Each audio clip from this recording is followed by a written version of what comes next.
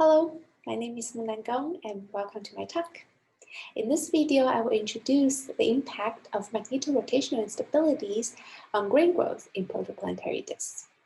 So I'm currently a postdoc in the Max Planck Institute for Extraterrestrial Physics in Germany. And this work will be mostly on the paper I published earlier this year with my colleagues in PE. Let's start with the overview of dust growth in the protoplanetary disks. The interstellar dust grains are usually thought to be about micron-sized. In order to form planets, the dust grains must grow many orders of magnitude in size. So in this talk, I'll focus on the beginning stage of the process, the growth of micron-sized to millimeter-sized dust grains. This is not only important because it is where the grain growth starts, but also because we can now observe grains of this size range with instruments like ALMA. The famous Extraterrestrial image is a good example. So what makes dust collide and grow? Here's a picture of the protoplanetary disk in the review by Testi et al. 2014. The right-hand side is observational picture, and we focus on the left-hand side, the theoretical picture for dust growth. There are many processes that can induce dust collision. This figure from Bernstein et al. 2016 shows the collisional velocity between two dust grains of different sizes. For micron-sized to millimeter-sized dust grains, the collisional velocity is dominated by the turbulent motions. So we already know for a long time that turbulence is very important. But in the previous works, people have always assumed simple Kolmogorov turbulence. We want to look at how a different type of turbulence, specifically the turbulence generated by MRI, can impact grain growth. There are two important aspects of turbulence for grain growth. First is the energy spectrum. As the turbulence cascades from big to small scales, we can write the energy, kinetic energy as a function of the scale k, and that is the energy spectrum. Different sizes of eddies give different velocity perturbations to dust grains. Another important property is the autocorrelation time. In the simple picture, this is how fast a turbulent eddy decays or changes its velocity. The velocity of a dust particle is most sensitive to the eddy, which has an autocorrelation time comparable to the grain's stopping time. Different theories of turbulence predicts different energy spectra and autocorrelation times. For example, in hydrodynamic turbulence, the eddy decay is thought to be determined by the scale and velocity of the eddy. This gives the most commonly used Kolmogorov spectrum of k to the minus 5/3. For the MHD turbulence, there are many theories. I just gave one of the examples here, the Eroshnikov-Krishnan turbulence, or the IK turbulence. They propose that the turbulence energy transfer is determined by the interaction between two alpha wave packets. This gives a slightly shallower energy spectrum of k to the minus 3/2. So we used numerical simulations to study the MRI turbulence in the disk. As implied by the name, the MRI is an instability caused by the gas rotation in a weakly magnetized disk. We used the code Athena to simulate a small patch of the disk in a sharing box setup. Here you can see the density field perturbed by the MRI turbulence. We focus on the midplane of the disk where most mass is located. Here is a movie of the velocity perturbations in the disk midplane. The color scale shows the velocity in the radial direction. As we can see from the movie, the gas flow shows random fluctuations from the MRI turbulence, and you can also see the shearing motions from the Keplerian rotation. Here is a more quantitative analysis of turbulence energy spectra. First, we see from the plot that there are two different components of the turbulence. The solenoidal component, which corresponds to a stirring-like motion, and the compressive component, which is similar to the sound wave. In MRI turbulence, the solenoidal motion dominates. In this plot, different colors show different simulations with different box sizes and resolutions.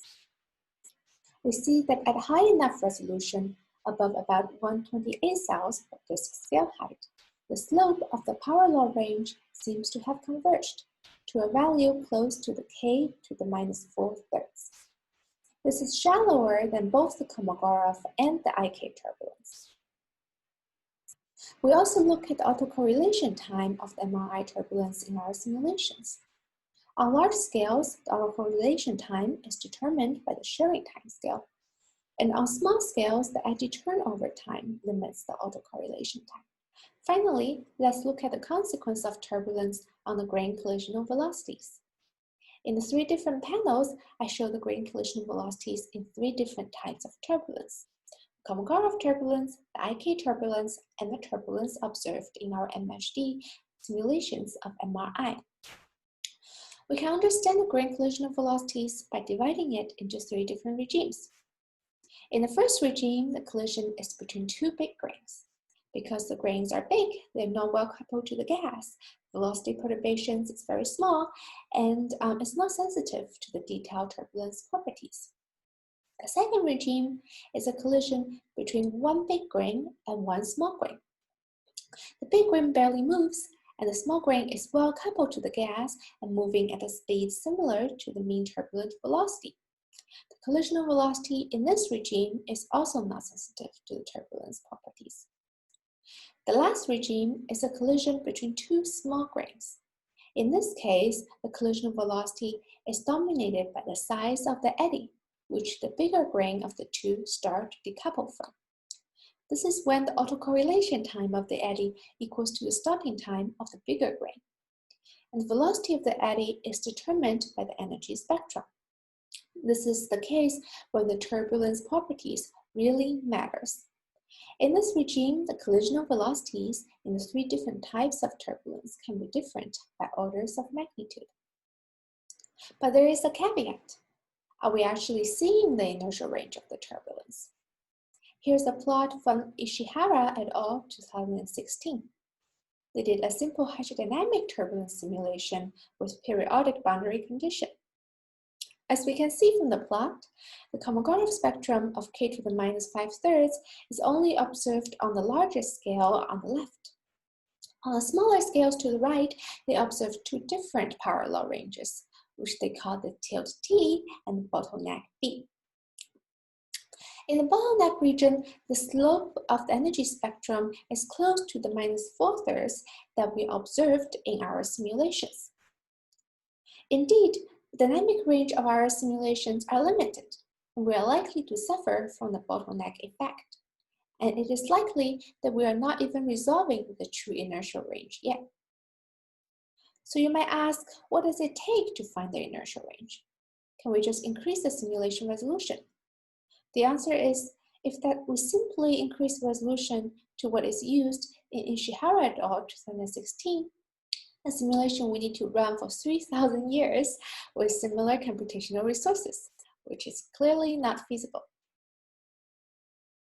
The limited numerical resolution is not only a problem in our simulations.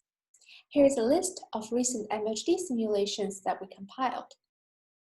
We can see that the resolution in the simulations is similar to our resolution. The energy spectral slope P in their simulations is also similar to what we observe, close to the -4/3. The reason why we cannot achieve the numerical resolution in the hydrodynamic simulations is because 1, we have a magnetic field, and 2, more importantly, we have a shearing boundary, which is not friendly to a spectral code. So finally, here is a graphical summary of my talk. The turbulence properties, for example, the shape of the energy spectrum, fundamentally determines the collisional velocity of small dusts in the protoplanetary disks. And it is important for planet formation to understand this process. We still cannot resolve the turbulence energy spectrum in the disk with the current computational tools. In the future, better computational techniques are needed to achieve a larger dynamical range in the simulations. So that's the end of my talk. You can find more about myself, my research, and my contact information on my personal website here. And please don't hesitate to ask me if you have any questions. And thank you.